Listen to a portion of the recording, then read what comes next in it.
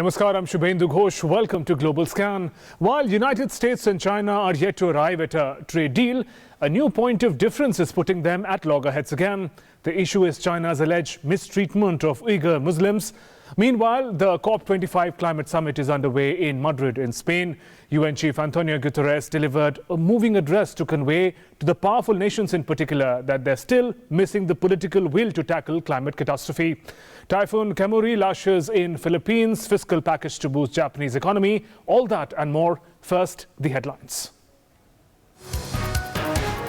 War of words continue between Washington and Beijing. US House approves Uyghur Act calling for sanctions on China's senior officials. China slams passage of bill backing sanctions on Beijing over mass detention of Muslims, calls it a gross interference.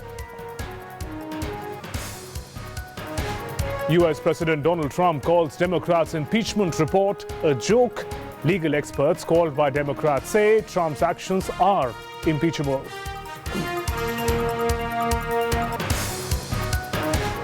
US Senator Kamala Harris ends her 2020 presidential bid, abandons campaign that began with promise for a rising star.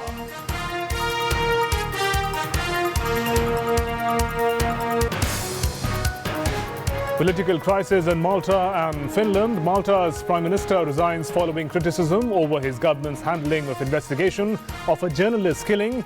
Finland's PM resigns after losing trust of coalition partner. And Japan unveils $120 billion fiscal package to shore up growth. Tokyo is also seeking to balance its need for stimulus with its drive to reduce its massive public debt.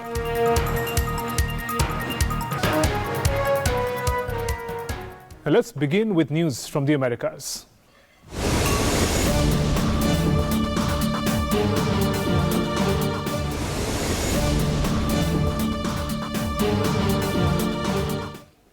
The United States House of Representatives put its weight behind the vote to back the bill condemning China's treatment of Uyghur Muslims in China.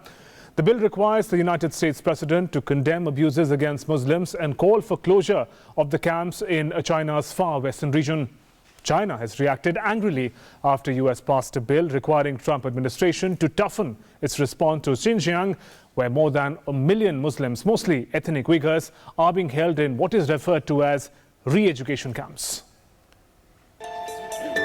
In a major move, the US House of Representatives overwhelmingly backed legislation on Tuesday which will counter arbitrary detention, torture and harassment of Uyghur Muslims in China.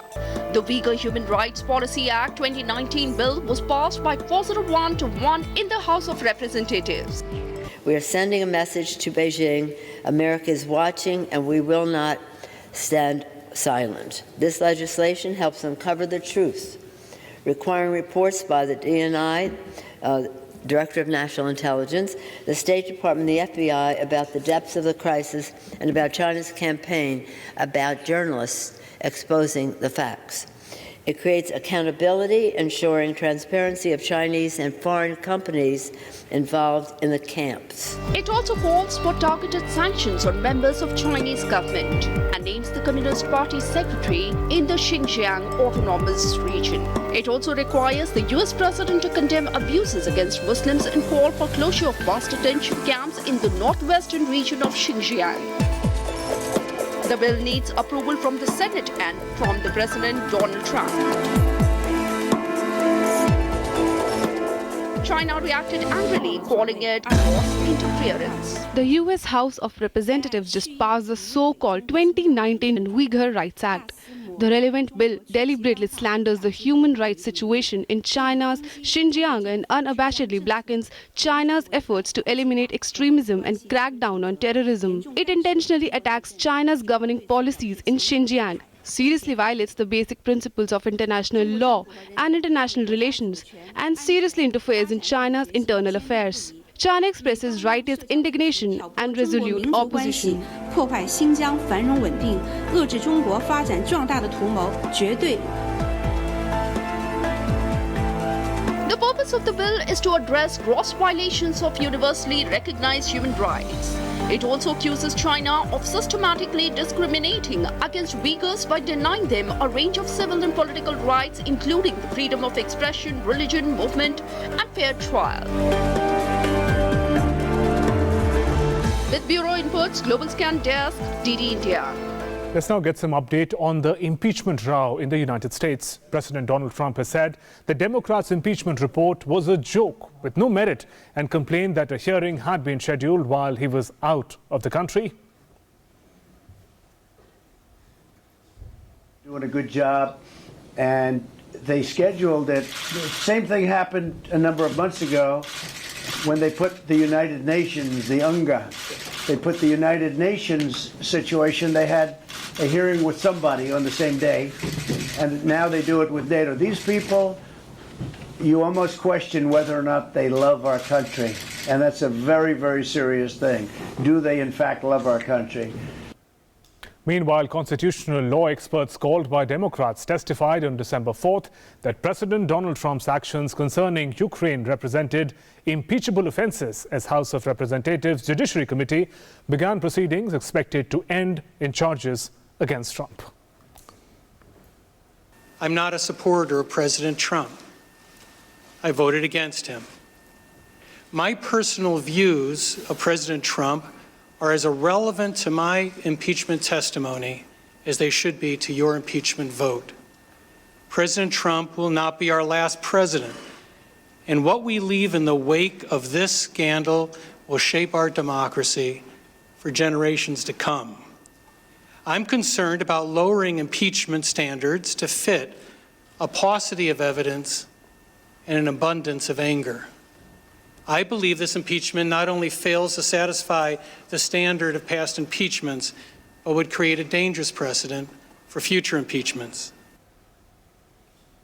Donald Trump returned to Washington, D.C. as reporters shouted questions about impeachment as he and the First Lady returned to the White House.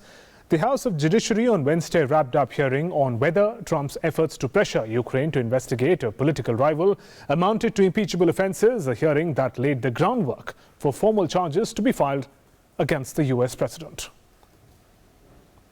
Moving on, U.S. Senator Kamala Harris ended her 2020 presidential bid on Tuesday, abandoning a campaign that began with the promise of a rising star in Democratic Party, but faltered as she struggled to raise money or make a compelling case for her candidacy. Harris would have been the first woman and second black U.S. president.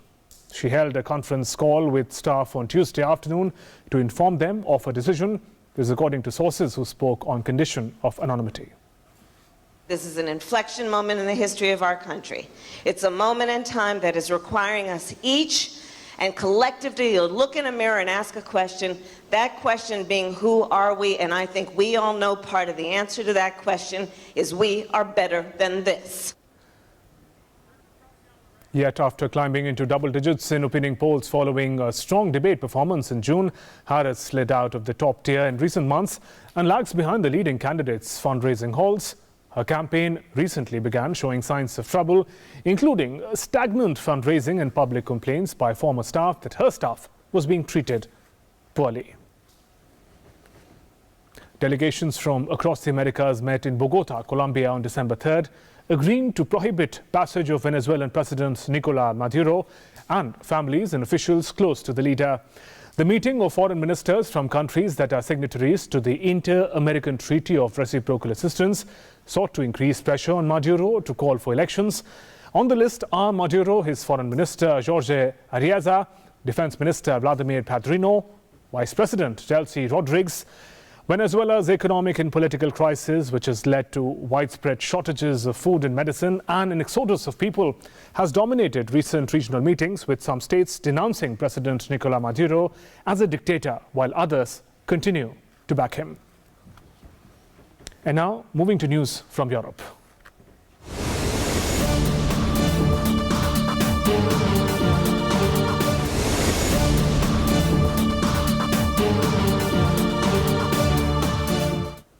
The 25th Conference of Parties, or COP25 by United Nations, is underway in Spain's Madrid. Representatives from more than 200 countries are meeting to talk about how the world's governments should tackle climate change. Ahead of the conference, the UN Secretary General Antonio Guterres warned that the point of no return was no longer over the horizon. He delivered a powerful address to drive the point home. We'll now take a look at some of the highlights of what Guterres said in his opening address. Now, we'll talk about the key highlights in the opening of the COP25 in Madrid. Guterres spoke about how the critical juncture in our collective efforts to limit global heating. This is the critical juncture at the moment. We can't look back. And he said there are two options that we have. One is path of surrender, past the point of no return. We can go as we are going. America has also walked out of the Paris Climate Summit. The world will move towards a catastrophe. The other option is sustainable solution, carbon neutrality by 2050. That is the vision. 2050 carbon neutrality will make sure that the 1.5 degree temperature rise, that is the maximum that we should allow, that takes place by the end of the century. So he warns, really says that this is the point when we have to decide whether or not we are on the same page as far as climate crisis is concerned. This is part of what UN Chief Antonio Guterres spoke at COP25 opening. Moving on to the other points that he raised about the crisis that we are facing, he said millions, especially the young people, are calling for climate action. Greta Thunberg is one figure who has really rose above the ranks, and he said that we can't let these young people down. He talks about the crisis. He says last 5 years have been hottest ever recorded. So we're somewhere faltering in our ability to deal with this climate crisis. 2019, this year, was in fact amongst the warmest years ever. So the crisis is really at the doorstep now. He also said more extreme weather events and associated disasters have been recorded. We are bringing in news about floods, landslides and other crises and catastrophes that are taking place driven by climate change. He says ocean levels are rising quicker and also becoming poisonous. Well, the ice caps are melting. Antarctica is, the ice caps are melting 3 times the rate ever. So the oceans are rising. Also, today's agriculture, transportation, urban planning, these activities which are unique, which are there in every country. Every country is investing in that. They're not sustainable, according to the UN chief. And he says that they have a larger carbon footprint. The idea is to reduce the carbon footprint. That, in a cohesive manner, is not happening across the world. And he says that the situation that we're in is that even if Paris commitments are fully met, it is not going to be enough. So the world has to do more than what the world has promised. But the sad part is that they're not even doing what they have committed to. And he says very passionately, stop the war against nature now if we have to stop the climate catastrophe, and says that the powerful nation have to display the political will that is still missing. The Paris Climate Summit happened, but the commitments that the powerful nation mentioned, he talks about G20 in particular, that commitment, that political will hasn't really displayed, hasn't really been materialized into real action to check climate crisis, climate change crisis that the world is facing today. So it'll be interesting to know and see what really comes out of COP25 underway in Madrid. Moving on to our next story. Malta's Prime Minister Joseph Muscat has said that he will resign following criticism over his government's handling of investigations into the murder of anti-corruption journalist Daphne Caruana Galizia. Muscat said he will ask his party to start the process of electing a new leader on January 12th, 2020, after which he will stand down as the Prime Minister. The calls for Muscat to resign grew after a probe into the 27-car bomb killing of Galizia that led to charges being laid on November 30th against businessman Jürgen Finek with alleged ties to the government, ministers and officials. The government then turned down Finek's request for immunity in exchange of information about the murder plot and about the alleged corruption involving officials close to Muscat. Thousands of protesters marched to Malta's Court of Justice in the capital Valletta earlier on Sunday to demand Muscat's resignation. The demonstrators were joined by members of Galizia's family. The protests ended with Malta's national anthem as the crowd held aloft their mobile phones with their lights illuminated to act as candles, and some watching policemen also stood to attention. Now, political crisis is not only witnessed in Malta but also in Finland. Finnish Prime Minister Antti Rinne resigned on Tuesday after a member of the ruling coalition said it had lost confidence in him following a series of disruptive strikes. President Sauli Niinistö accepted Rinne's resignation and asked the centre-left cabinet to continue in a caretaker role pending the formation of a new government. The Centre Party asked Rinne to step down after more than 2-week strike at Finland's state postal service. Posties spread to the national airline, Finnair, and to the other industries as well before being settled last week. Next up, news from Asia.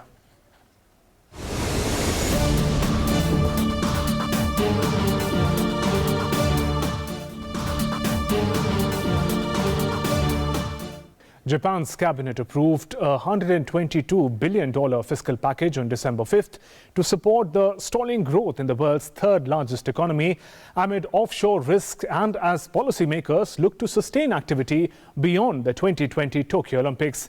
The 13.2 trillion yen package is expected to push up the gross domestic product by at least 1.4% through the fiscal 2021 and comes as Japan, like other major economies, look to revive growth through spending as central banks rapidly run out of monetary policy options.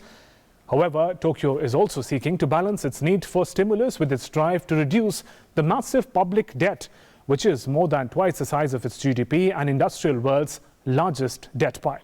Typhoon Kamuri lashes Philippines with fierce winds and heavy rain. Typhoon forced Manila airport also to a close.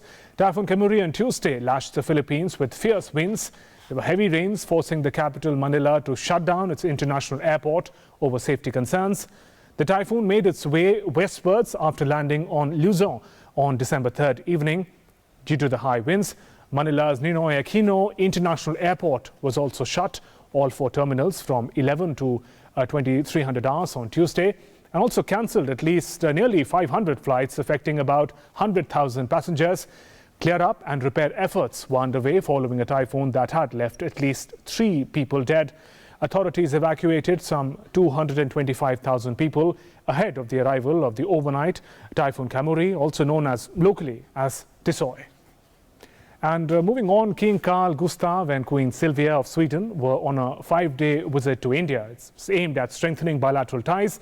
The royal couple visited Rashtrapati Bhavan. Both King and Queen of Sweden were received by President Ram Nath Kovind and the First Lady at Rashtrapati Bhavan. King Carl Gustaf was accorded Guard of Honor at Rashtrapati Bhavan. It is King Gustaf's 3rd visit to India. The King led a high-level business delegation from his country. Several documents on furthering bilateral engagement were also signed. And Prime Minister Narendra Modi met the Swedish royal couple in Hyderabad House in New Delhi. PM and Swedish King launched the India-Sweden high-level dialogue on innovation policy in New Delhi. Addressing the dialogue, Prime Minister Modi outlined his government's initiative to promote innovation. The royal couple also met External Affairs Minister S. Jaishankar. The ties between India and Sweden have been on an upward trajectory in the last few years. The bilateral trade volume was around $3.37 billion last year in 2018. Let's now look at news from Africa.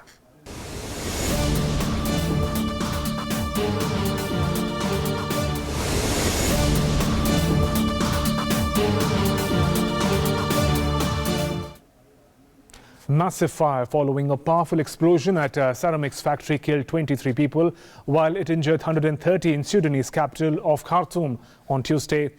The casualties included employees of various nationalities, with majority being Indian. Around 18 of the total 23 were identified as Indians, and those injured were transferred to hospital in the capital. Some were in critical condition. This is what a local police chief informed. The fire broke out after a gas tanker exploded while uploading some material at the site. According to eyewitnesses and officials, the blast was so powerful that it blew the tanker into a nearby lot. Flames and smoke billowed from the factory as volunteers and security forces tried to put out the fire.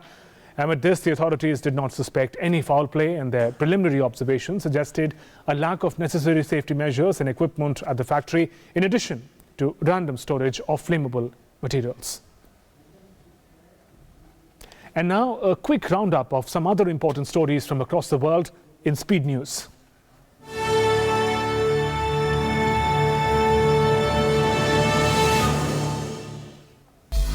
Samoa is presently experiencing a measles epidemic. The death toll from the recent outbreak has risen to 60, with majority of the victims being children. According to health authorities, 52 out of the total 60 dying from the disease were aged 4 or under.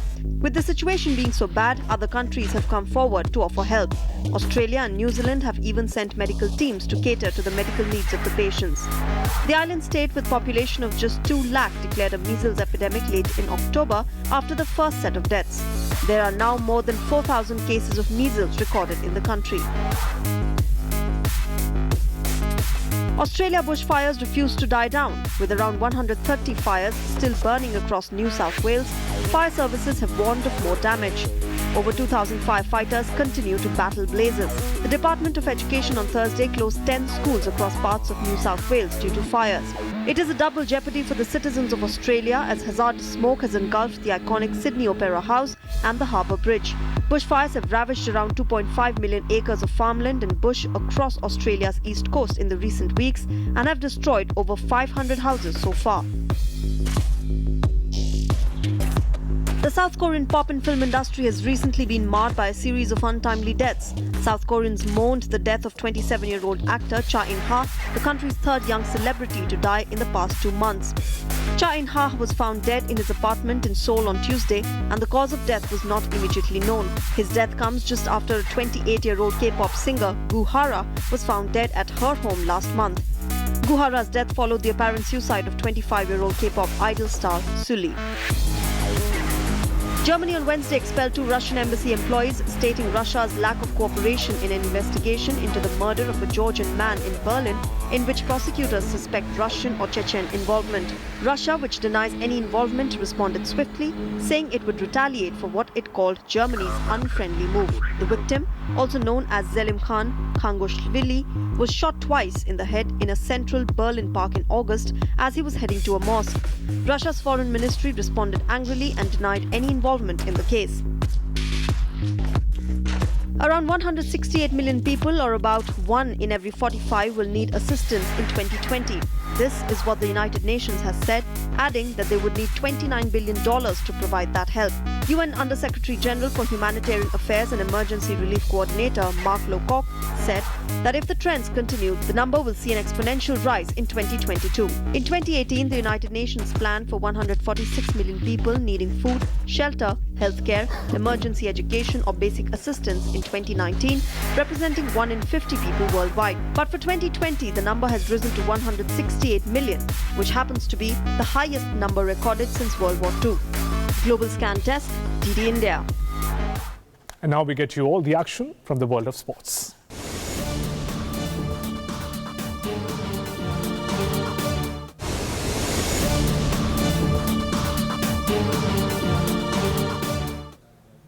Lionel Messi set a record on Monday by claiming his 6th Ballon d'Or award. He beat Liverpool's leading nominees Cristiano Ronaldo to lift soccer's most prestigious individual trophy. He finished above Dutchman Virgil van Dijk and Portugal's third-place Ronaldo, who has won the award 5 times. Playing for Argentina, Messi previously claimed the award in 2009, 2010, 2011, 2012 and 2015. Meanwhile, in women's soccer, United States' Megan Rapinoe won the Ballon d'Or award after leading her country to an extending 4th World Cup title in France this year.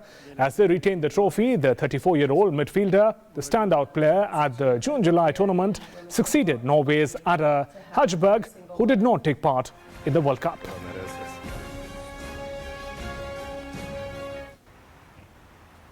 Russia's doping scandal saga continues as the International Olympic Committee has now jumped into the matter.